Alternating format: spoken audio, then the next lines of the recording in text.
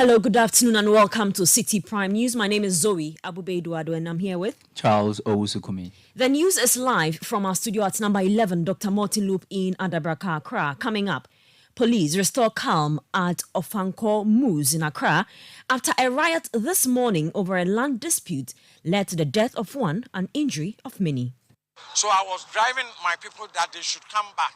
As they start shooting, they shot one of my boys and he's dead, and about 4 boys have been wounded.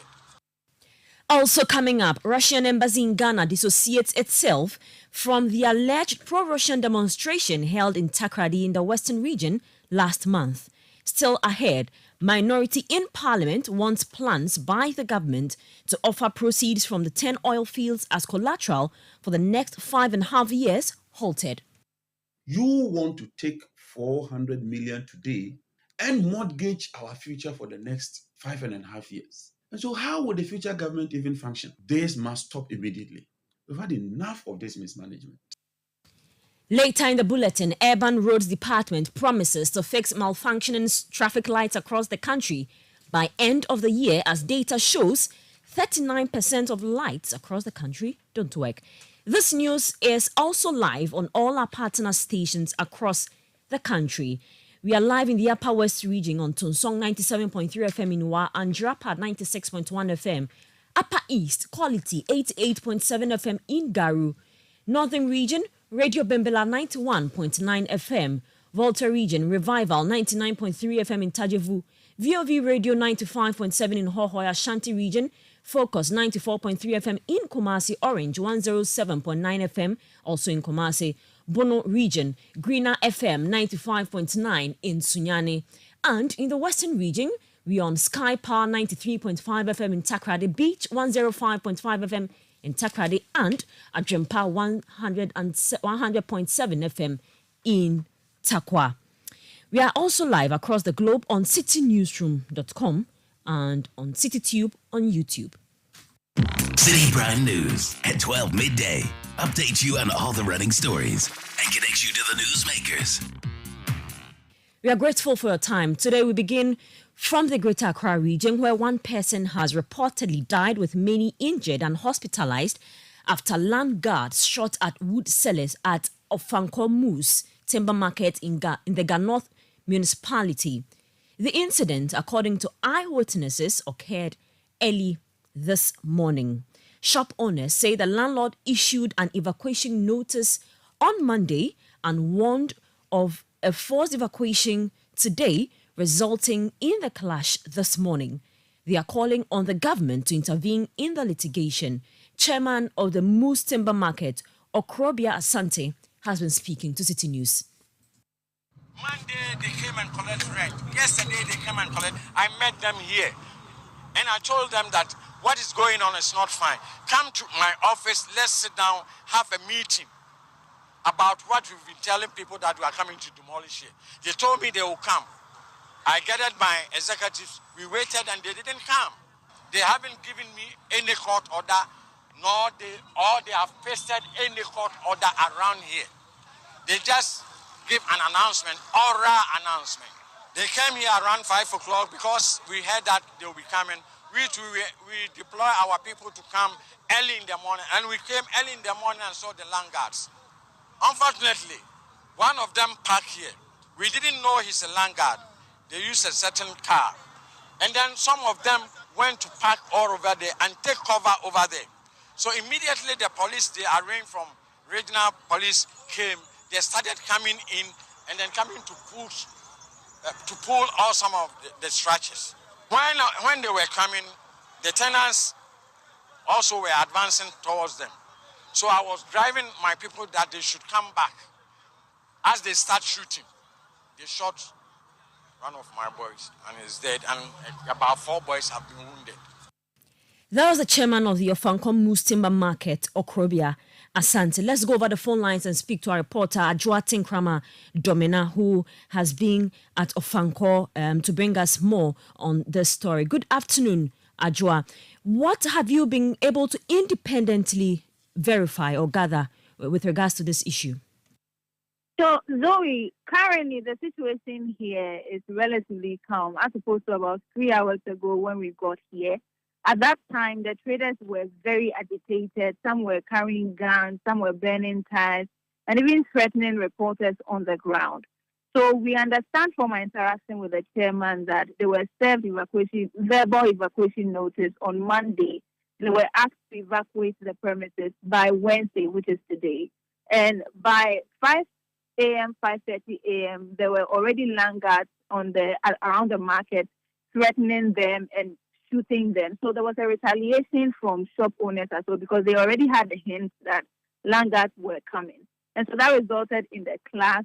They prompted the police, and the police brought a lot of force police units, men. There was a deployment of operations, the director of operations from the IGP. So for now, calm has been restored in the area. What have you also been able to gather with regards to the destruction of property? We understand some property were destroyed.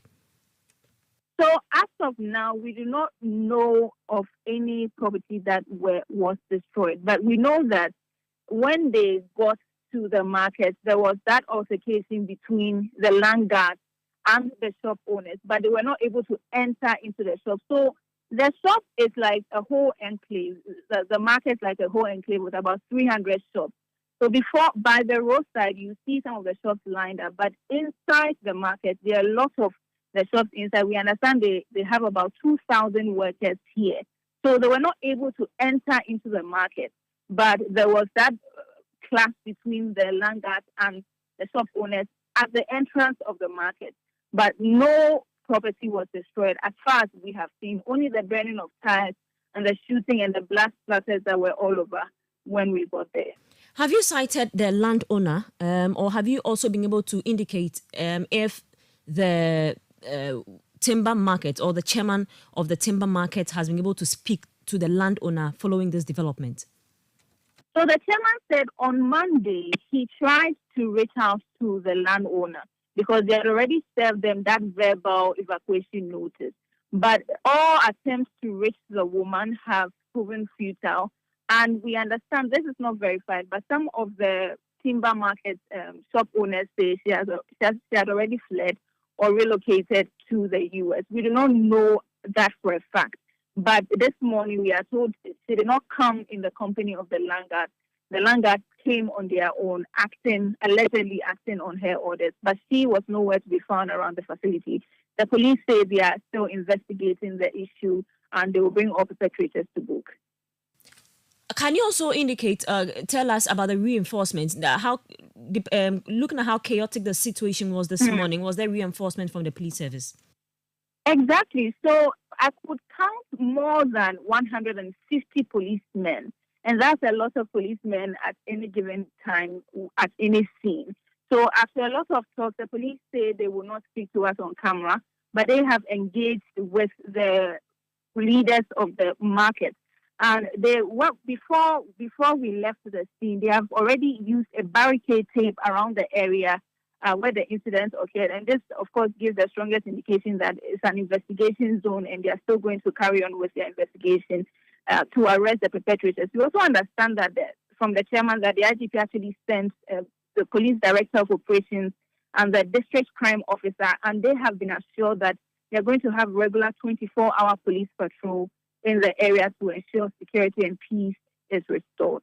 Thank you very much. And that was our reporter, Joa Tinkrama Domina, reporting from Ofankomu's timber market, where one person has reportedly died and some others injured and hospitalized after land guards shot at wood sellers there. Now, she spoke about the police there. They have issued a statement indicating that they have restored law, order and security at Ofanko following a riot which resulted in the burning of tires and blocking of road. According to a police statement, investigation so far indicates that the riot was in relation to a land litigation issue.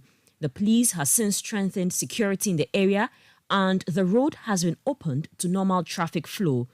It indicates that investigation is continuing to get perpetrators arrested to face justice. Now, the Russian embassy in Ghana has distanced itself from the alleged pro-Russian demonstration held in Takrady in the Western region. This follows the arrest of 3 persons by the Western Regional Police Command for organizing a public deba in Diabene in the Second-D Takrady metropolis. They were allegedly wearing and showing the flags of the Wagner Group and Russia.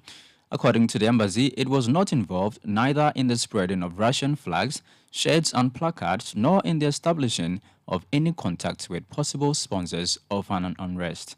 The embassy, in a statement, said it was hopeful that Ghanaian law enforcement agencies will take the necessary measures to identify persons involved in the incident and take the appropriate action against them. It further reiterated its commitment to act within the provisions of the Vienna Convention on Diplomatic Relations and other international obligations. Now, the minority in Parliament is demanding an immediate halt to plans by the government to offer proceeds from the 10 oil field as collateral for a $431 million loan facility from Letasco. The caucus revealed that the 10 oil field, per the loan agreement, would have to produce a minimum of 3.8 million barrels of crude oil every year to Letasco for the next 5 years. Speaking to journalists, the ranking member on the Mines and Energy Committee, John Jinapo, said although Parliament rejected the request by GNPC to secure the loan pending the provision of the terms and conditions of the agreement, the presidency has directed GNPC to seek board approval for the loan without parliamentary approval. GNPC is raising this facility from Letasco and Loop Oil, and in return, they are giving out our oil to this company for the next 5.5 years. Indeed, all of the oil in the 10 field has been encumbered, including royalties, including surface rentals, and our carried and participating interest. All of it for the next 5.5 years would be escrowed to this company. More importantly, every year, a minimum of 3.8 million barrels of our crude oil will be given to Letasco for this loan that is being raised. No one even knows what exactly they want to use the money for, apart from some repayment of debt. They are charging an interest of SOFR plus margin. And when you look at the document, and I refer you to page 5 of the document, apart from the SOFR, the margin goes up to about 9.5% in respect of tranche B. This is a government that received over $1.4 billion of oil receipts last year, the highest ever. And yet, despite receiving all these huge revenues from our oil sales, you want to take 400 million today and mortgage our future for the next 5.5 years. And so how will the future government even function? This must stop immediately. We've had enough of this mismanagement. That was the ranking member on the Mines and Energy Committee, John Jinapo. The La Traditional Council has assured residents of La that the 114 acres of land at the Plechu site in the Bema Camp catchment area, which has been released to the council by the government, will be put to good use. There's been an ongoing dispute between the military and the people of La regarding the alleged encroachment of La's lands by the military at the Bema Camp catchment area. This dispute has resulted in the protest against the military, with several incidents of physical force recorded. Addressing the media following a groundbreaking ceremony at the site, the La Shikiteli Ni Ajay Kofe IV said the lands would be utilized in an appropriate manner.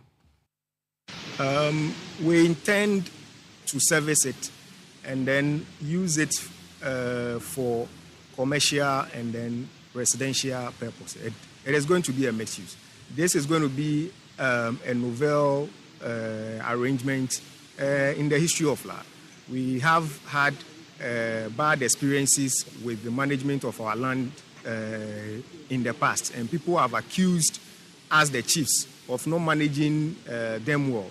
For this one, we are going to manage it well. We are going to service it. Everything is going to be on paper, and we make sure the people of La are going to benefit from it for generations to come. So when we start work, and if work gets completed, we will invite you for you to come and have a look. Before we start the major work, we will show you the plan that we have for this place so that you can attest to the seriousness with which we have attached to this project. You heard the La Shikiteli, Ni Ajay Kofe IV. Meanwhile, Jeffrey Nati, the spokesperson for the coalition of La residents, pledged to ensure that the La traditional authorities utilize the lands for the intended purpose. You will realize that when you spoke with our traditional authorities, they made it clear to you what exactly the land is going to be used for. They said it's going to be mixed development for the benefit of the people of Ghana today and then future generations. We so trust our traditional authorities that they will do exactly what they have said. And we as the youth are also going to ensure that we have constant interactions with them to monitor and ensure that exactly that is done to the benefit of today's generation and in the future. When you look at us here, we are also in our prime. And very soon we may be departing this earth, but we also have children who are coming. Some of us even have grandchildren who are coming. And we want our grandchildren to come and benefit from what their fathers fought for. So trust me, we are going to hold our leaders, we are going to deal with them, not like putting pressure on them, but we are going to ensure that together we work as a team to make sure what they have as a vision comes to pass. And that is how we'll all be happy. All right, I'm grateful. You heard the spokesperson for the coalition of La residents, Jeffrey Nate. The National Communications Authority, NCA, has issued a warning to individuals and entities renting out SIM cards to foreigners to desist from the practice. In a statement, the NCA asserts that the action of these persons contravenes Section 73B1 of the Electronic Communications Amendment Act. Here are excerpts of the statement.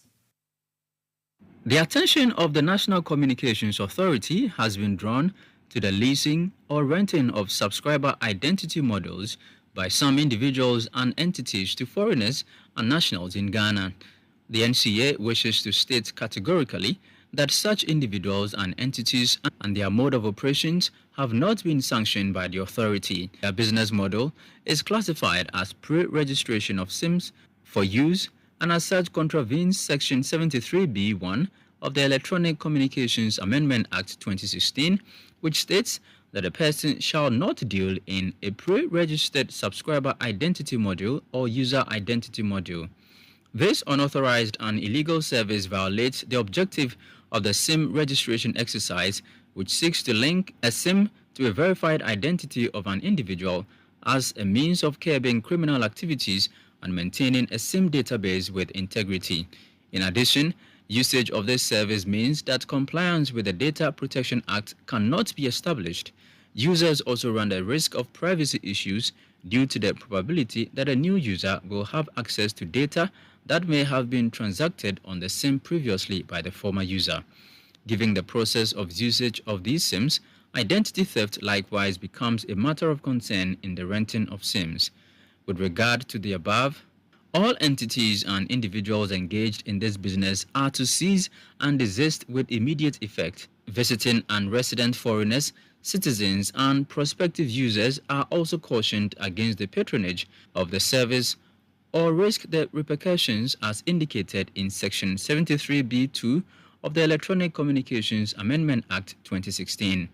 The National Communications Authority continues to urge all prospective SIM users to follow the approved procedure by using a Ghana card or passport to acquire a SIM for use in Ghana. Those were excerpts of a statement from the National Communications Authority read by Charles Osukumi. This is still Citi Prime News. My name is Zoe Abubedu Ado, and I'm here with Charles Osukumi. Still ahead in the bulletin, Urban Roads Department promises to fix malfunctioning traffic lights across the country by end of the year. We'll give you details of this story shortly. Citi Prime News at 12 midday updates you on all the running stories and connects you to the newsmakers. Yes, so cool. Betway's cash out just got way better. Our enhanced early, partial, and auto cash out feature lets you cash out your bet out early, cash out a portion of your ongoing bets, or even set your bet to cash out automatically. All this to give you way more control over every thrilling bet you place. Sign up today at betway.com.gh. Terms and conditions apply. Regulated by the Gaming Commission of Ghana. No under 18. Betway. Get way more.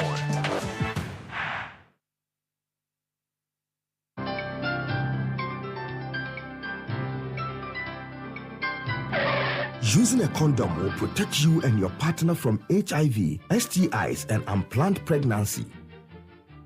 Condoms are an effective way for protection against HIV infection. Don't take risks. Use a condom every time.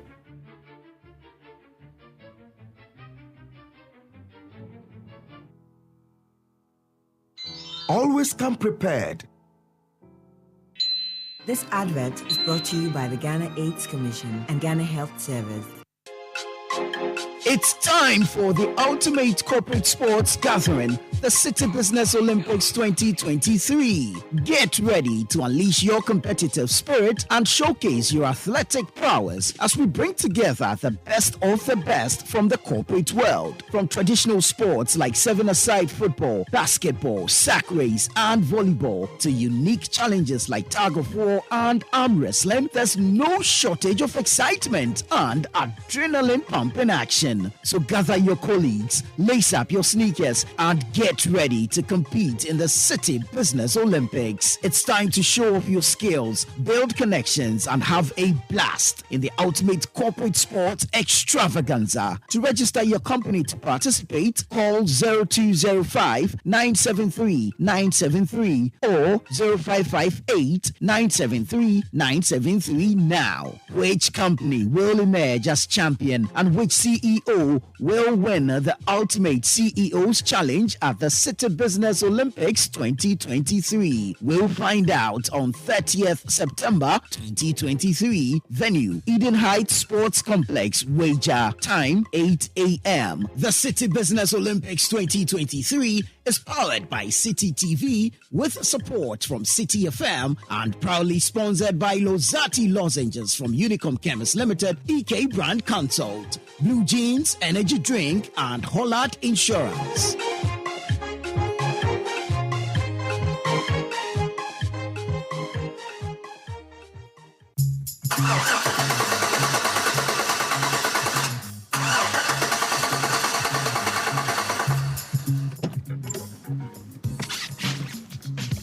Are you faced with this challenge and will want to learn more about automobile maintenance to avoid such frustrating moments? Tune in every Thursday at 4 p.m. on 97.3 Citi FM as we bring you the solutions to all your automobile problems on the Total Energies Auto Show, proudly sponsored by Total Energies Ghana. Citi Prime News at 12 midday. Update you on all the running stories and connects you to the newsmakers. You all come back. Now, the Ghana Union of Traders Association, GUTA, has raised concerns over what it describes as an intimidatory approach to implement the upfront payment of the value-added tax VAT by the Ghana Revenue Authority. The Ghana Revenue Authority in June this year commenced the implementation of the upfront VAT payment, a compliance tool which introduced an additional 12.5% charge on the custom value of goods imported by businesses mandated to register for VAT but failed to comply. Addressing the media at the association's head office in Accra, President of GUTA, Dr. Joseph Obeng, proposed the restructuring of the VAT system to ensure effective compliance. What we want the DRA to know is that GUTA has no problem at all if DRA does its due diligences at the port and collect the legitimate tax due it before the cargoes are released. However, we will no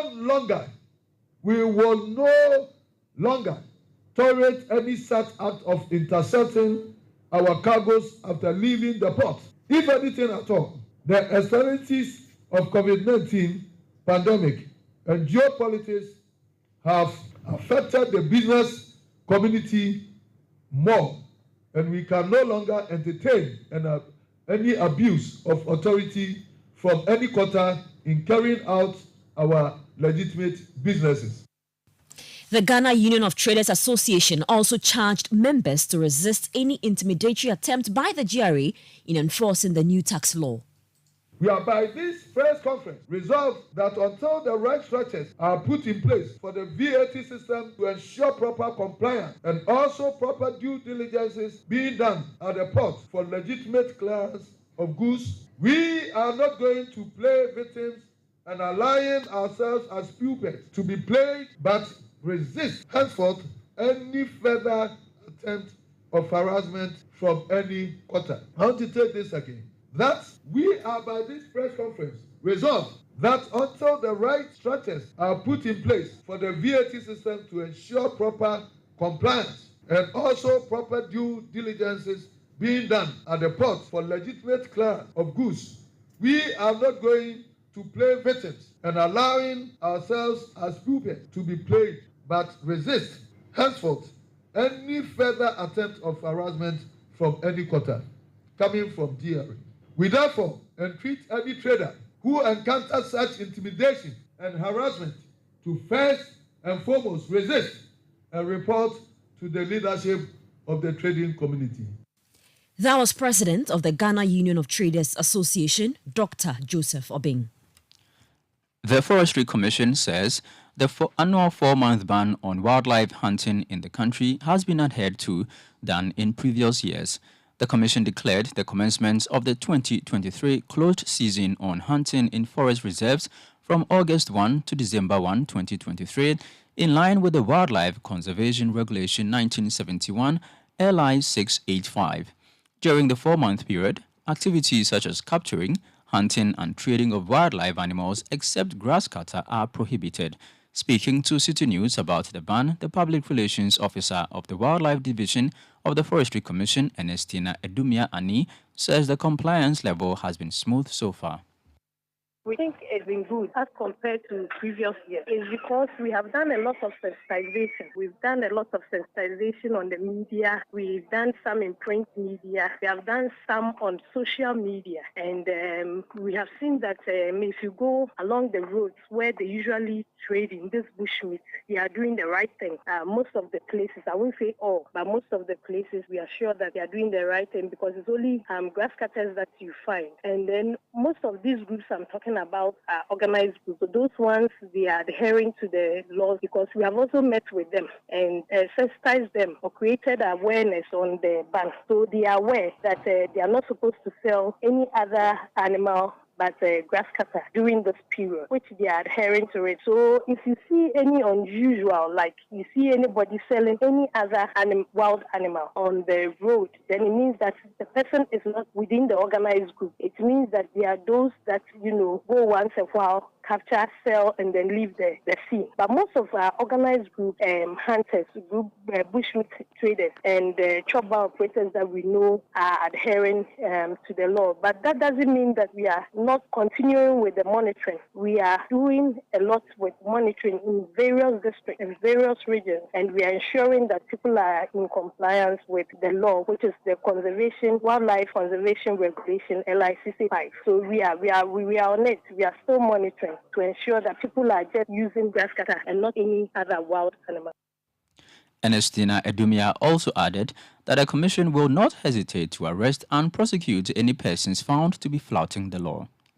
It's a serious offense to sell any other wild animal except grass cutter. It's a very serious offense. And you know that all wildlife, if you don't know or if the public does not know, all wildlife in this country are protected by law, which is the Wildlife Conservation Regulation LI 685, which states that at this period, which is from 1st August to 1st December, the only wild animal that can be traded in, that can be sold, or that can be captured, or that can be hunted, it's only grass cutter. So yes, so if you don't adhere to the law or you are not in compliance with this law, then it means that you have to be arrested and sent to the police station, and then you'll be sent to court.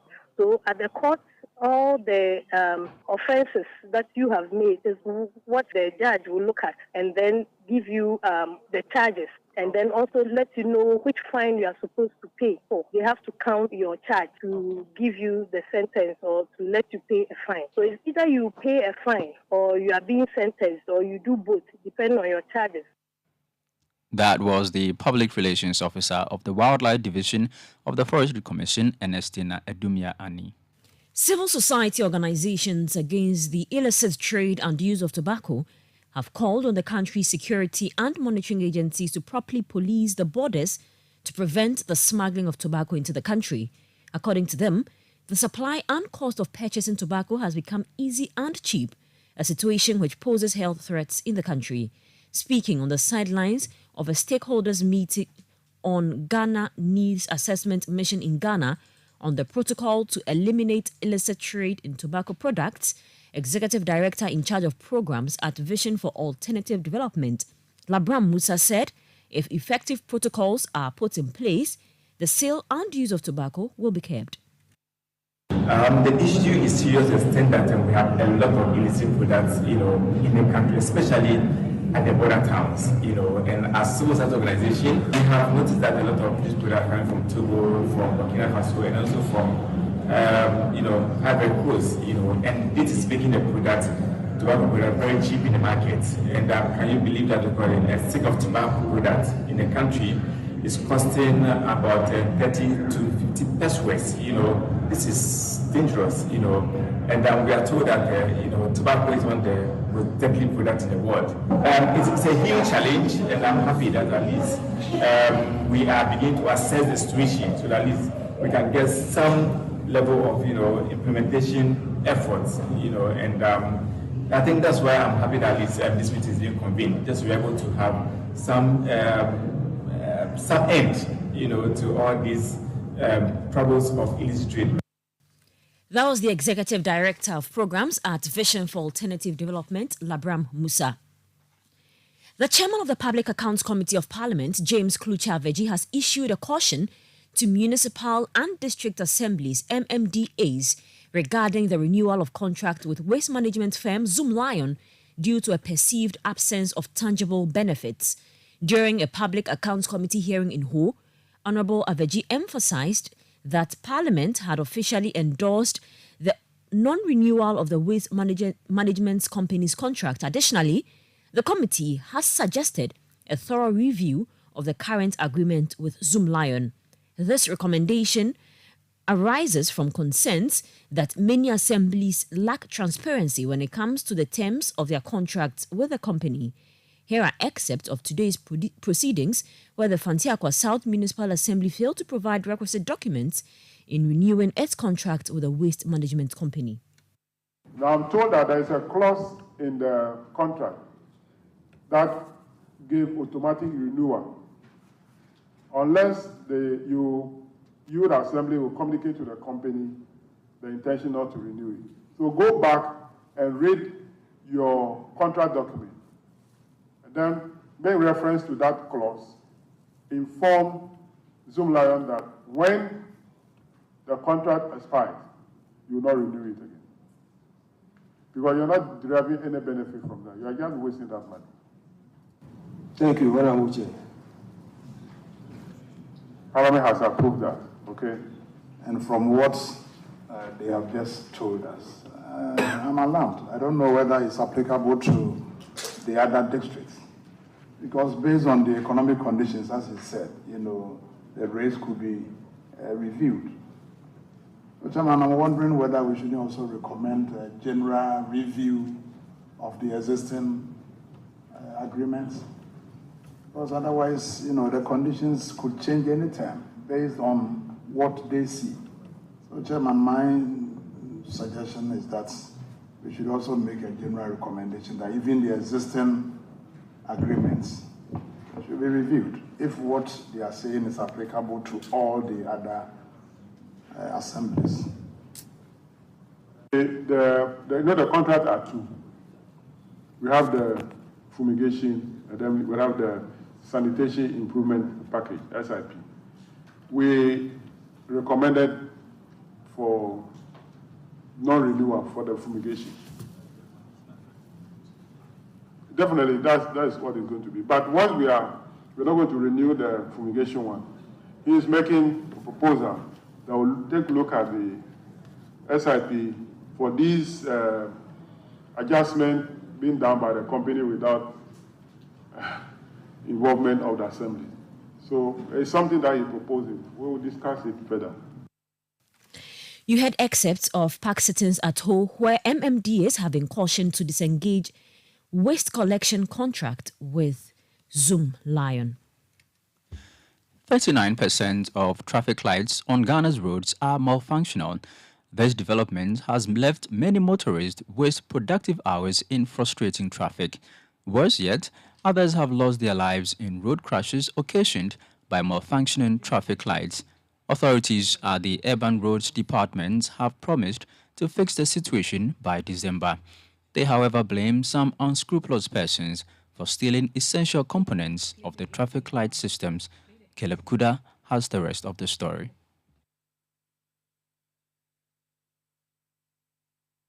A speeding taxi driver is stopped in his tracks. Confusion engulfs the scene as he vehemently claimed that a traffic warden had signaled him to move. But the traffic warden contradicted this account, leading to escalating tempers. Fortunately, a police officer intervened, bringing back a sense of calm to the situation. This chaotic scene is not an isolated incident, but rather a common experience for motorists at the Barnyard traffic intersection, which unfortunately has become synonymous with malfunctioning traffic lights in Ghana. Situated on the N1, a major highway, commuters have endured the non-functioning traffic light for nearly 3 years. The traffic light it has been very, very terrible, because anytime you come, the police has to delay us here. We have to wait for so many times. And then the last time it was a traffic accident here, because the police was trying to stop the car. The car didn't see the policeman, so he just passed and another car came and hit him. Since last year, so it's not working since last year. How does it make your commute here like? Sometimes when you are coming from Kaswa in midnight, it's very dangerous. Ironically, along the same N1 route, all other traffic lights operate flawlessly. So what afflicts the Barnyard traffic light which connects Odoko to Pukwase and Tema to Cape Coast? James Amugotfred, the director of Urban Roads, provides some insights. Talking about Barnyard, the controller has been stolen 3 times. I don't know how we are expected to cope with challenges like this, because the controller is expensive, number one, and number two, it takes time to fix it. And it's not as if it's very easy to pick the controller and take it away. So how come it doesn't get reported, nobody sees it? It's a bit worrying. You've never seen it if it come on since 3 years. So if they said they fix it, I don't think so. It's a lie. Yeah. But they say when they fix it, it gets stolen. The thing that controls it to work is stolen all the time. And so they want to say the moment they fix it, it gets stolen. Or what? Because if you fix it, maybe at least it takes some days. I've been using this route for more than 5 years. It has never come on. Since 3 years, it has never come on. If they fix it, like we will see it working. Adding to the puzzle, security cameras are in place at the intersection. Yet, thieves manage to pilfer expensive cables and controllers without facing consequences. The security cameras are not under my jurisdiction, so I cannot speak to it. Yes, we should. So much to fix these controllers, and they are getting stolen, and we have spent so much to also fix security cameras. It's only fair that we should be working in concert with whichever institution is manning those, so we can... Well, we have officially informed the Ghana Police Administration of the challenges that we are having, particularly with the theft and the vandalization, so that they can assist us. We're giving various locations that the theft has occurred and seeking their assistance to help us. It's about 150,000. It's not cheap. But the sad part is, I wonder what the thieves are going to use the controller for. I don't know. I need to be educated. Because is this sold on the market? Is this something you can buy and use for other things? probably they'll cannibalize it and use it for something. I don't know. But I have a difficulty in what they are using it for. The cables, yes, I'm sure the cables they can use for something else. So we are trying to lock the cables and make sure that you can't get access into the chamber without the requisite equipment. Bayard is not the sole intersection grappling with faulty traffic lights. James Amo Godfred reviews that approximately 39% of traffic lights in Ghana suffer from similar issues. He goes on to list these troubled intersections and elaborates on the efforts his department is undertaking to rectify the situation. We are managing a total of 404 traffic lights nationwide. Ghana is not just Accra.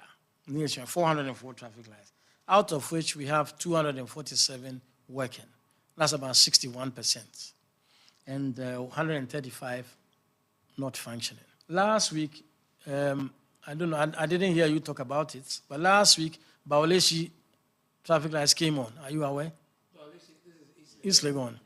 It had been on for quite some time. A number of them. At Apenkwa, both east and west, the lights came on.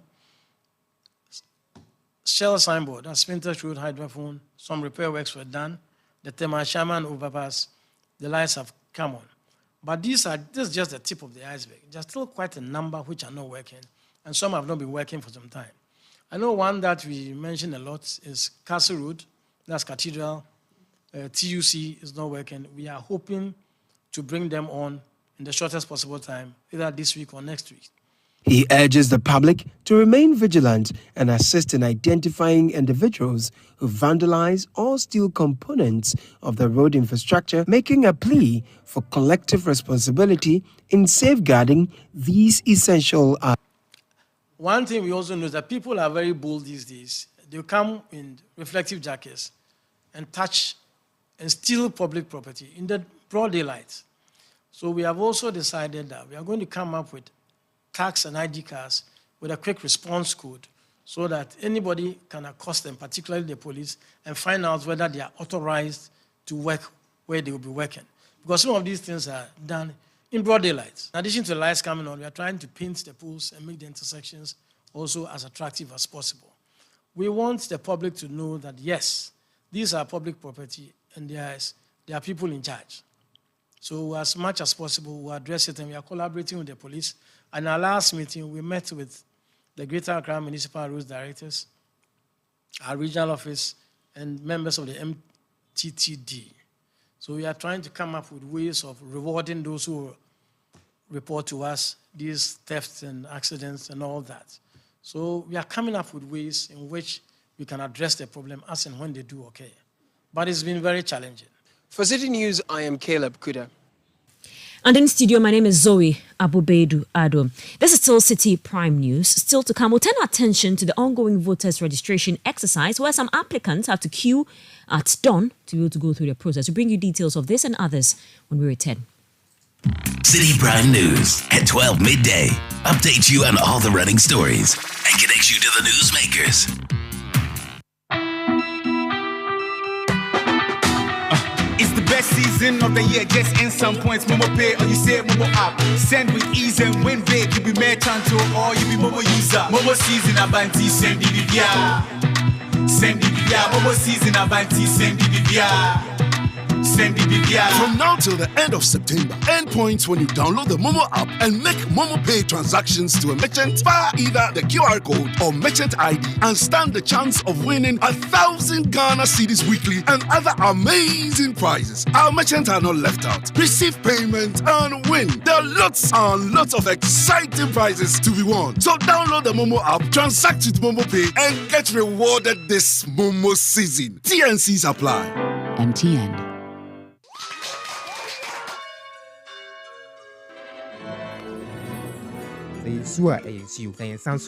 Happy birthday to you. Ashes to ashes, dust to dust. Throughout all life-changing moments such as graduations, weddings, funerals, birthdays, ATL is there to ensure you're never out of style. When you think fabric, think ATL. Log on to atlfabrics.com. Order and buy your favorite ATL fabric. You can also visit our shop at number 40 Kwame Nkrumah Avenue, opposite the Swansea Shopping Arcade at Accra Central. Also available in leading fabric dealer shops in Accra, Kumasi, and Cape Coast.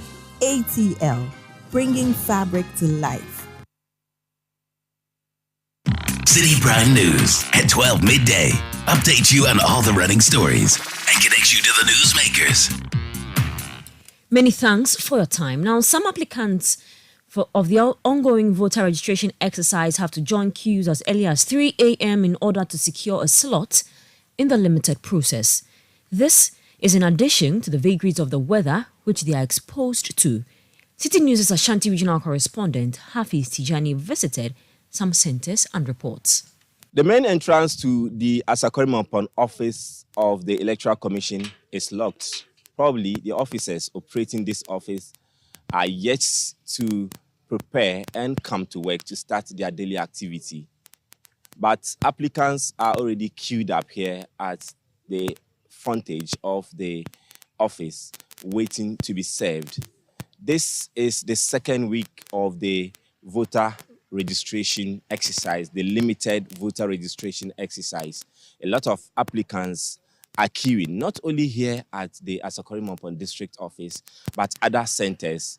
People will have to come as early as 3 a.m. to queue to be able to get their name onto the voters register. I'll speak to some applicants to find out from them the time they have been here and probably the kind of experiences and struggles they are going through to get their names onto this voter register. This lady here tells me she came here at 3 a.m. to queue. But if you look into the queue, this is the position where she has occupied currently, waiting for the Electoral Commission officers who will be coming 3 hours later to serve them. You're welcome to Citi TV. How are you? I'm fine.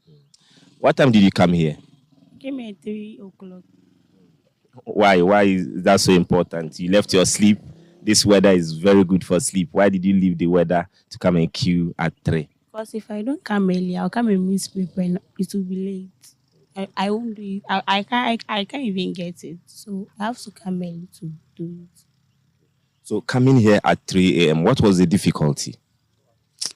The weather, if you come here, the weather is so cold. You can't even sleep. I even tried to sleep, but I couldn't. And that's it. Why is this registration so important to you that you leave your bed at 3 a.m. to come and queue? Because I want to elect this thing. I don't even know. I want a visionary leader. So I have to come and do it and elect the person. Some parents are taking up the challenge to secure positions for their wards in the queue at the various centers to enable them register. The major political parties, the Opposition National Democratic Congress and the governing New Patriotic Party, are actively interested in the exercise and are busing applicants to the centers. The parties are lamenting the cost involved in having to transport the applicants to the centers and feed them as well. It is not easy. Now, for me to pick a van to bring them here cost me a minimum of 200 cedis. Just the in and not the out. I'm talking about bringing them here and sending them back is going to cost me another 200 Ghana cedis. Not to talk about their feeding. So far, this is our stronghold, NDC stronghold so far. So we have to mobilize our people to come, but day in, day out, when they come, they go back. When we bring them here, we are spending a lot here. We are spending a lot of money here. Sometimes we go organize them and bring them, the system is not working. Irrespective of political affiliation, it's very little bit costly, and how to gather those who are up to 18 years, how to mobilize them, carry them after the registration, you have to take them back. It's very little bit costly. As day breaks, some officers of the Electoral Commission arrive at the centers to set up the equipment for the exercise to start. Applicants wait in these queues with heightened anxiety, but believe their struggles could have been less if the exercise was decentralized. Would have been better because this place wouldn't have been choked. We wouldn't have to wake up early to come sit here and wait for them to come do it for us. Yeah. So, what would have been the difference for you? For me, I wouldn't have been sitting here. I would have been learning because I have exam today. Yeah, so it should have been easier for us. Again, they should have brought it to the various centers, community centers, for it to be easier for us to do it. Because we are many. Class this morning, so if you have done it in the various areas, we could have done it by now because we were having free period on that weekend, so we could have done it weekends, not today. Political party representatives, especially from the NDC, share a similar sentiment with the applicants. For these applicants, the struggles will not deter them from getting their names onto the voter register. The first week of the limited voter registration exercise was riddled with network challenges. In the second week of the exercise, however, applicants are hoping this challenge will not occur again. Political party reps say they are also hoping so. Hafiz Tijani, Citi News, Kumasi, Ashanti Region.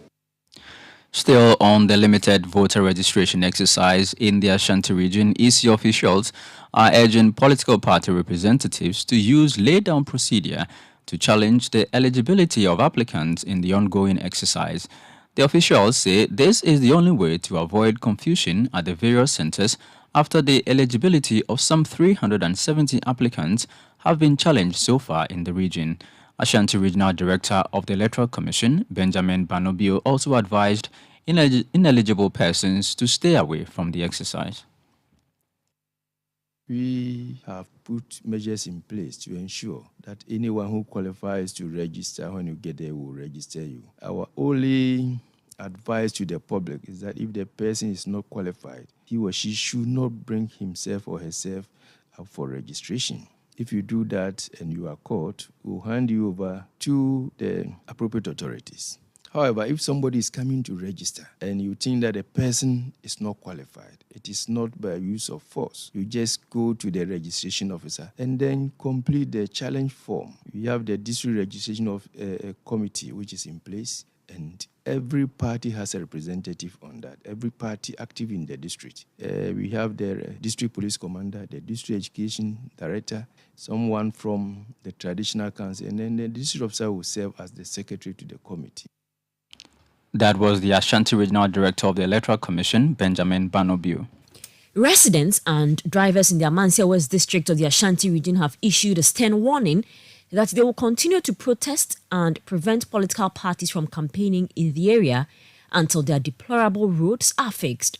On Tuesday, members of various driver unions, along with residents and road users, took to the streets to demonstrate against the deteriorating state of roads in the Amansia areas, including Mansun Kwanta in the Amansia West District, Jakobu in the Amansia Central District, and Mansu Dubia in the Amansia South Municipality. Some road users spoke to Citi News. The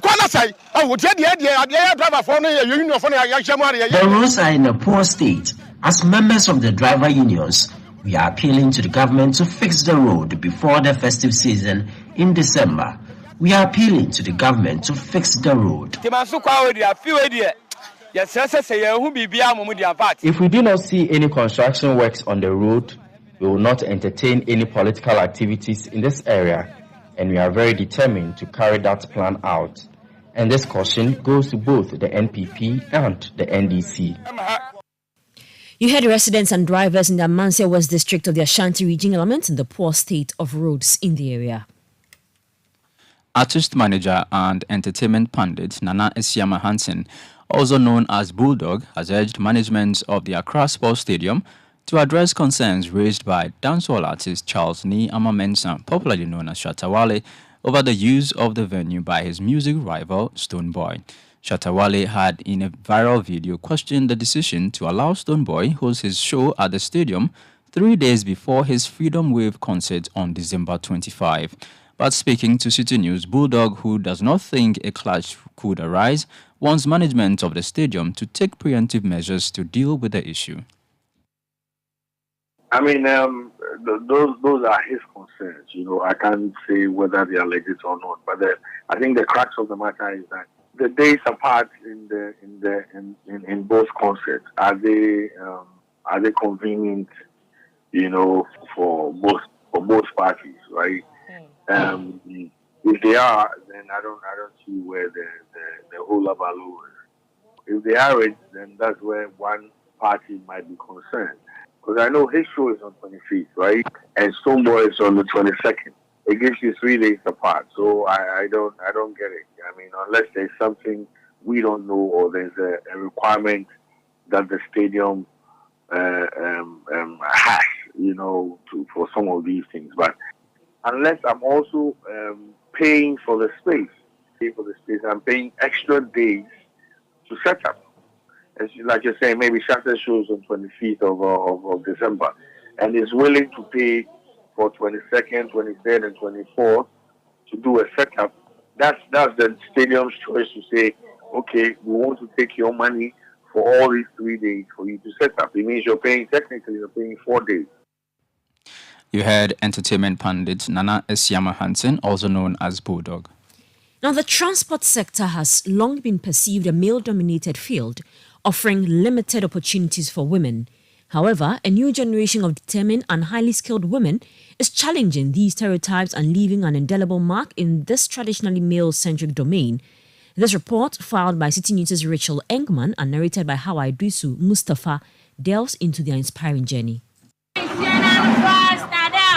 It is often said what a man can do, a woman can do even better. This report showcases the remarkable stories of courageous women who have fearlessly ventured into various facets of the transport sector, defying conventional gender roles. Nanaya, a dedicated nurse and devoted family woman, has ventured into the realm of ride-hailing services, partnering with Bolt to supplement her income and provide for her family. How long have you been doing this business? 2 years. Is it lucrative? Yes, it fetches a little bit of money. Do you get scared or do you get afraid sometimes?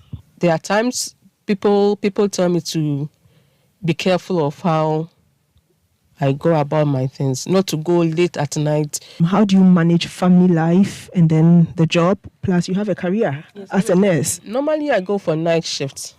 Then mostly my son, when I go for night duty, he's with my mom.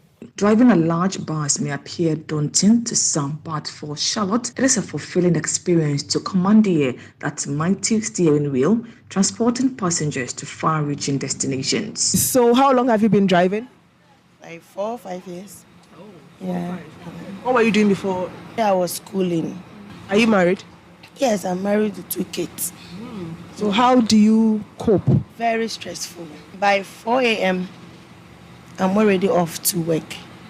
And then I'll get to the house like 7:30, thereabouts. Mavis has assumed the uncommon role of an auto mechanic, fearlessly tackling vehicle repairs. I wanted to go to the army, but I didn't get a chance. And then I was asked to go and learn like hairdressing or something. And that's something I don't want to do.